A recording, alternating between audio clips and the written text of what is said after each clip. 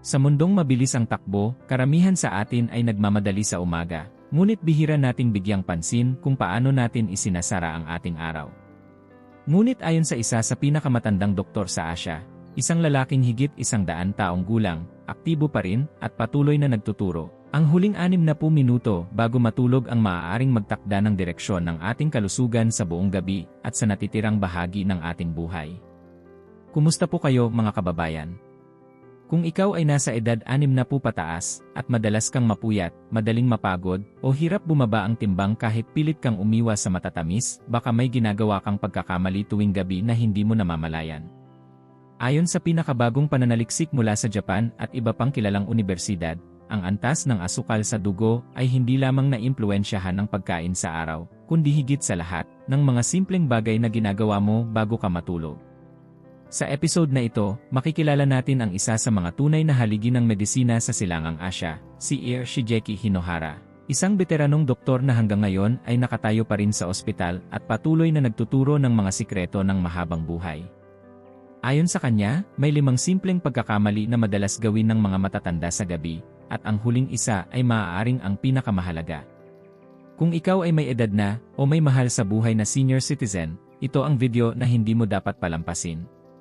Dahil bawat maliit na gawi bago matulog ay maaaring magdala ng balanse o unti-unting pagkasira sa katawan kahit wala kang maramdamang sintomas.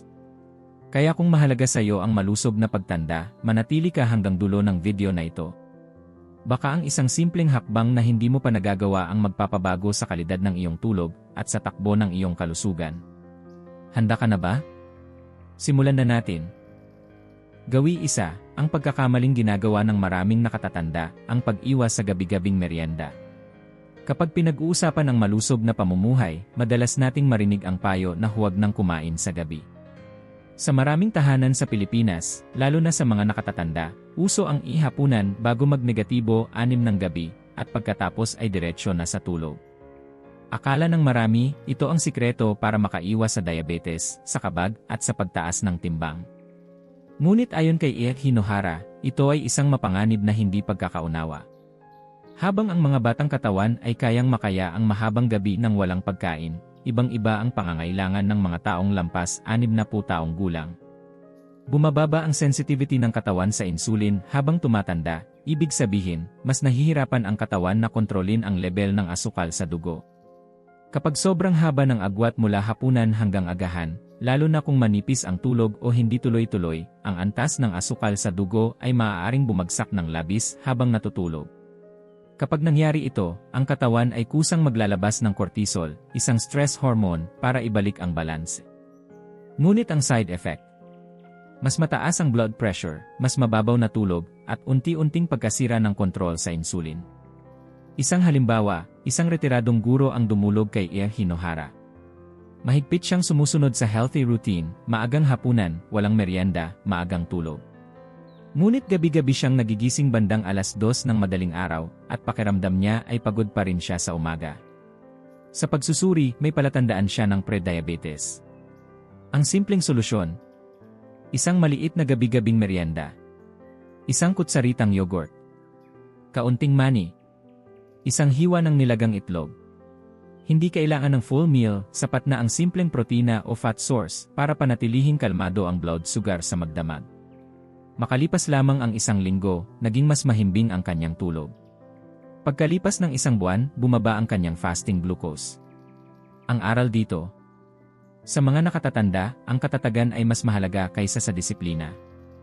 Ang hindi pagkain sa gabi ay maaaring magdala ng imbalance na hindi agad nararamdaman hanggang sa lumitaw ito sa resulta ng laboratorio o sa unti-unting pagkapuyat.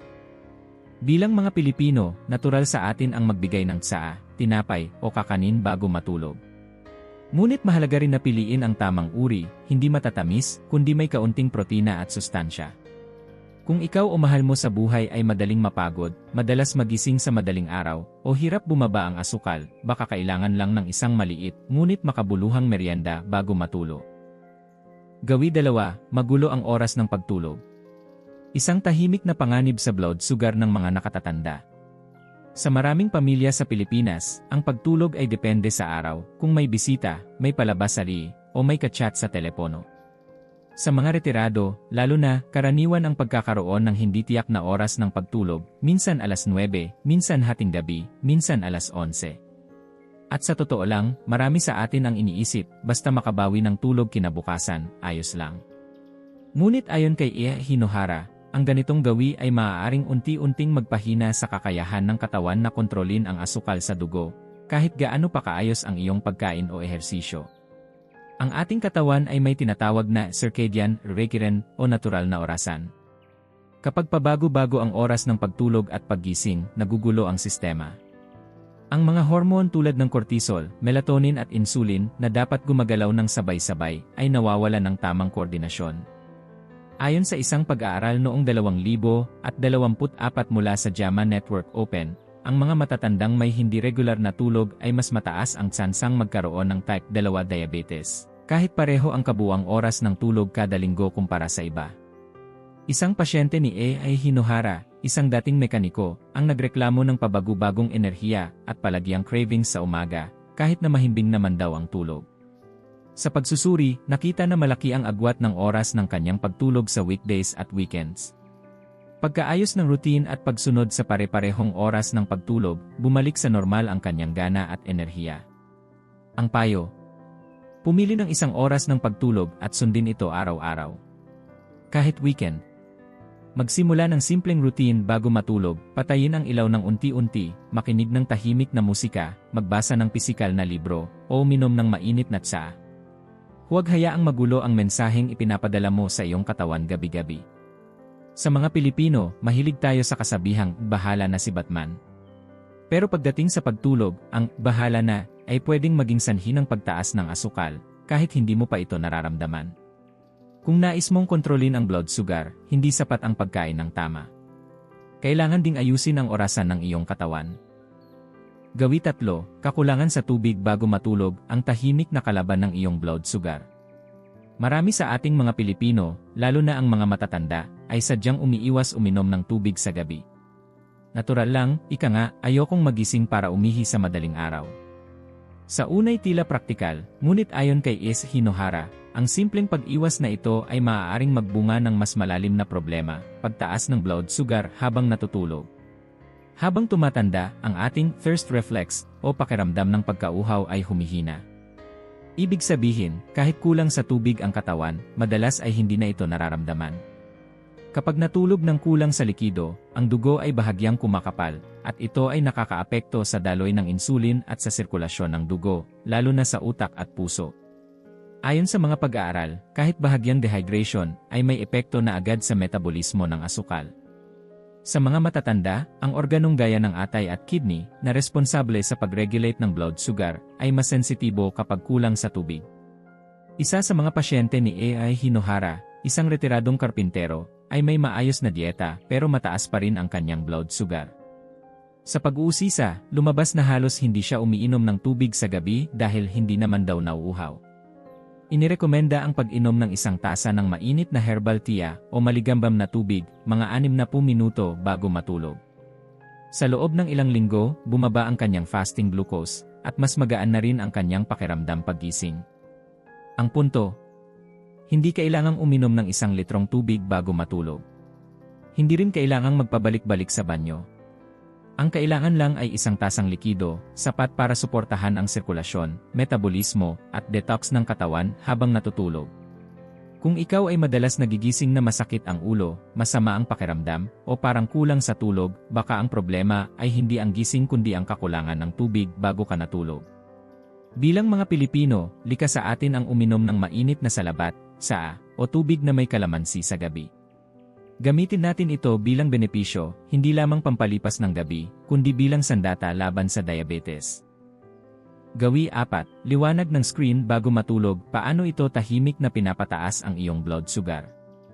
Sa modernong panahon, halos hindi na natin maiiwasan ang cellphone, tablet, o li.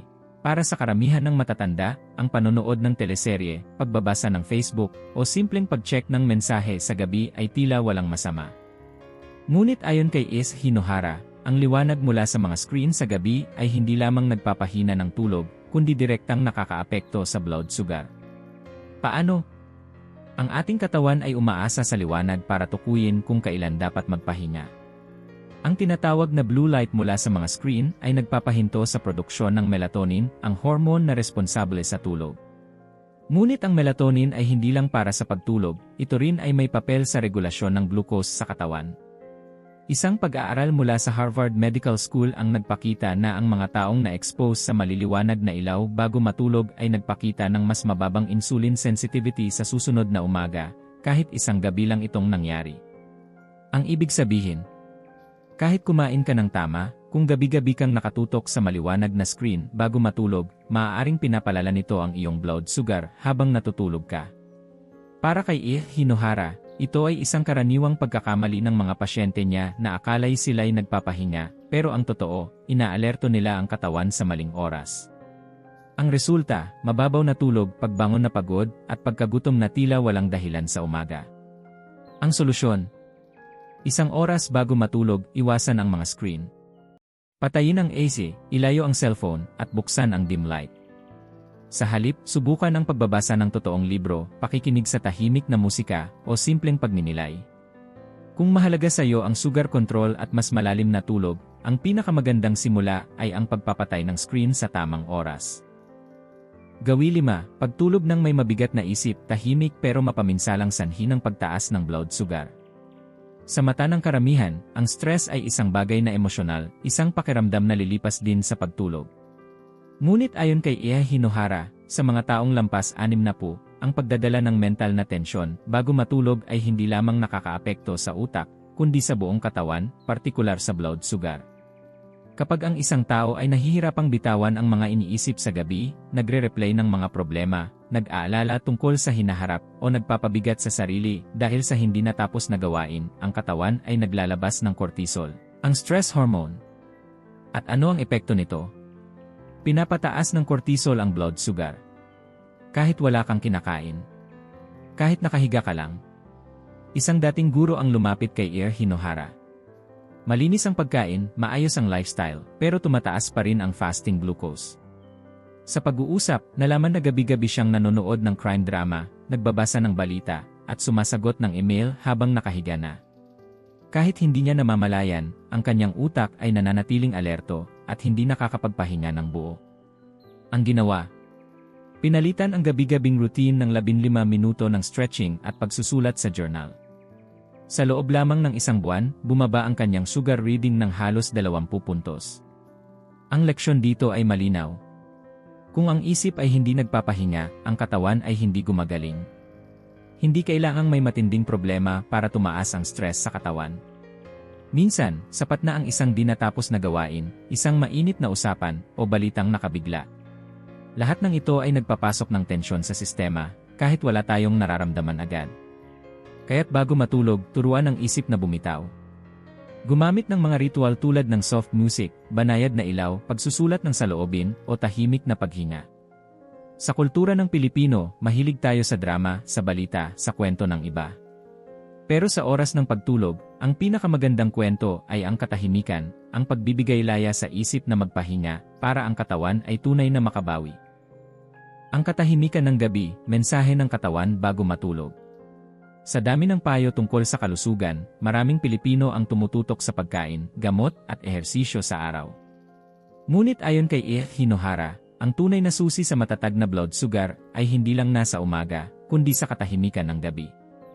Sa bawat maliit na gawi bago matulog, nagpapadala tayo ng mensahe sa ating katawan. At ang katawan ay nakikinig kahit tulog na tayo. Kung ang ipinadadala mong mensahe ay tensyon, gutom, liwanag, kawalang ritmo o pagkalito, ang katawan ay tumutugon sa pamamagitan ng stress, kawalan ng balanse, at unti-unting pagkasira. Ngunit kung ang ipinadadala mong mensahe ay katahimikan, init, tamang oras, at pagmamahal sa sarili, ang katawan ay nagpapagaling ng kusa. Ayon sa doktor, ang katawan ay nakikinig habang ikaw ay natutulog. Bawat iniisip mo, bawat hinga mo, bawat patak ng tubig o kagat ng pagkain bago matulog ay nagiging utos sa iyong mga selula. Ang 5 gabing gawi, maagang pag-fasting, hindi regular na tulog, kakulangan sa tubig, screen exposure, at mental na tensyon, ay parang maliliit na bitak sa dingding. Hindi mo mapapansin agad. Ngunit sa paglipas ng panahon, sila ang nagiging ugat ng sakit na hindi agad lumilitaw sa mga sintomas. Kaya ngayong alam mo na, anong mensahe ang gusto mong ipadala sa iyong katawan ngayong gabi. Bago matapos ang episode na ito, hinihikayat ka naming subukan ang kahit isang pagbabago ngayong gabi. Maglagay ng routine. Patayin ang ng mas maaga. Uminom ng tsaa. Magsulat sa isang maliit na kwaderno. Hindi mo kailangang baguhin ang lahat agad. Isang gabi lang. Isang hakbang lang.